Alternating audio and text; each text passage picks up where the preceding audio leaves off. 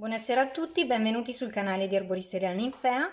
Oggi tratteremo di disturbi delle vie respiratorie che riguardano raffreddore, mal di gola, tosse sia grassa che secca, ma anche sinusiti dovuti ad allergie, dunque anche i cambi stagionali.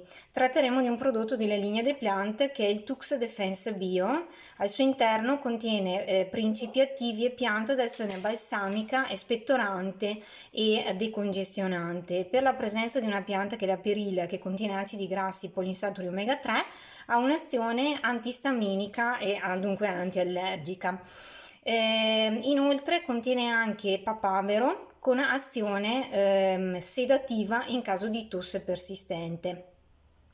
Sono delle ampolle così, delle ampolle in vetro scuro. Il vetro permette innanzitutto di mantenere inalterati i principi attivi e scuro in modo tale che si conservano al meglio senza l'aggiunta di conservanti o eccipienti di sintesi. La modalità d'uso è una ampolla al giorno, si spezza da sopra a sotto in un bicchiere d'acqua ed è molto pratica nell'uso.